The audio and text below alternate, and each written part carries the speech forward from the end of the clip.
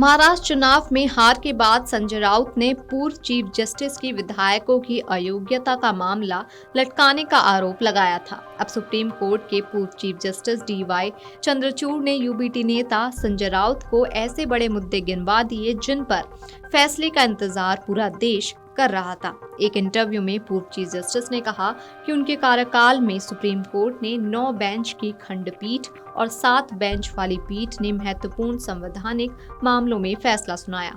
उन्होंने कहा कि क्या किसी पार्टी या व्यक्ति तय करेगा कि सुप्रीम कोर्ट को किस मामले की सुनवाई करनी चाहिए। माफ कीजिएगा, ये अधिकार चीफ जस्टिस के पास है। महाराष्ट्र विधानसभा चुनाव के बाद शिवसेना यूबीटी के सांसद संजय राउत ने हार का ठीकरा पूर्व मुख्य जस्टिस के सिर फोड़ने की कोशिश की थी। उन्होंने कहा कि जस्टिस चंद्रचूड़ ने विधायकों की अयोग्यता पर याचिकाओं पर फैसला न करके कानून का डर खत्म कर दिया है और दल बदल के दरवाजे खोल दिए हैं। अगर उन्होंने समय रहते फैसले दे दिए होता तो चुनाव परिणाम अलग होता। उन्होंने विवादित बयान देते हुए कहा कि इतिहास उन्हें कभी माफ नहीं करेगा और उनका नाम काली स्याही से लिखा जाएगा। आइए आपको सुनाते हैं संजय राउत ने अपने बयान में और क्या कुछ कहा था। महाराष्ट्र में बेईमानी हो गई, ये जो नतीजे आए हैं उसके लिए जिम्मेदार अगर कोई होगा, महाराष्ट्र को जो नुकसान हुआ है वो जस्टिस चंद्रचूड़ है।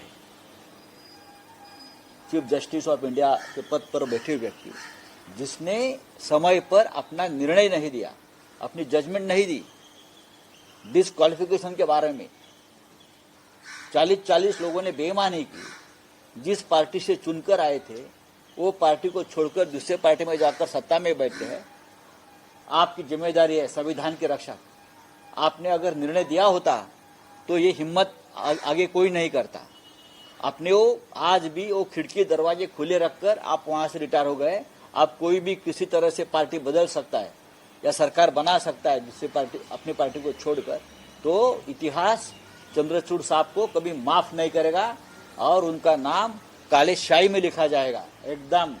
कि इस प्रकार की व्यक्ति अपने पद पर बैठी थी और 3 साल तक एक संविधान के खिलाफ बैठी हुई सरकार को प्रोटेक्शन देते रही। वो पार्टी किसकी है, वो चुनाव चिन्ह किसका है, उस बारे में 3 साल में निर्णय नहीं ले सकते थे। इतने बड़े बड़े फैसले देने की आप बात करते हो ना, राम मंदिर से लेकर ये क्या बोलता है बॉन्ड तक, इलेक्टोरल बॉन्ड तक, और पब्लिसिटी का स्टंट करते रहे आप लोग। लेकिन एक संविधान के खिलाफ एक निर्णय एक बड़े राज्य में हुआ है, उसके बारे में आपने मुंह पर ताला रखा और तारीख पर तारीख का खेल में सबको उलझा कर रखकर आप रिटायर हो गए। तो ये जो हुआ है महाराष्ट्र में, ये महाराष्ट्र याद रखेगा। ये चंद्रचूड़ जी है, उनके होते हुए ये सब हुआ है और हम याद रखेंगे। बता दें कि 2022 में एकनाथ शिंदे के बगावत के बाद शिवसेना विधायकों की अयोग्यता का मामला सुप्रीम कोर्ट पहुंचा था।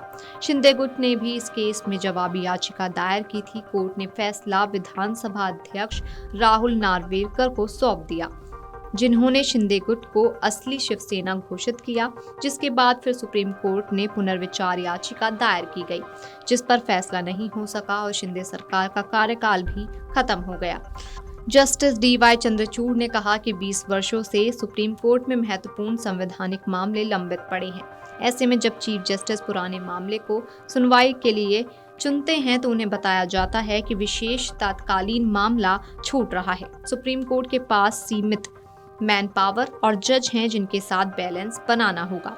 संजय राउत के आरोप पर पूर्व चीफ जस्टिस ने कहा कि असली समस्या ये है कि अगर आप राजनीति के एक वर्ग के एजेंडे का ख्याल रखते हैं तो आपको निरपेक्ष माना जाता है। उन्होंने कहा कि उनके कार्यकाल में चुनावी बॉन्ड पर फैसला किया गया, क्या ये कोई कम महत्वपूर्ण था? हमने हाल ही में अलीगढ़ मुस्लिम विश्वविद्यालय मामले में फैसला सुनाया। व्यक्तियों की विकलांगता अधिकारों से संबंधित मुद्दों पर विचार किया। क्या विकलांगता दूसरे मामलों से कम महत्वपूर्ण है? पूर्व चीफ जस्टिस ने सवाल किया कि कोर्ट ने संघीय ढांचे से संबंधित महत्वपूर्ण मुद्दों पर निर्णय लिया। नागरिकता अधिनियम की धारा 6A के संवैधानिक वैधता पर सुनवाई की, जिससे पलायन करने वालों को नागरिकता मिली। क्या ये भी कम महत्वपूर्ण था? पूर्व चीफ जस्टिस DY चंद्रचूड़ ने बताया कि उनके कार्यकाल में संविधान पीठ के जुड़े 38 मामलों में फैसले आए। ये सभी मामले महत्वपूर्ण थे।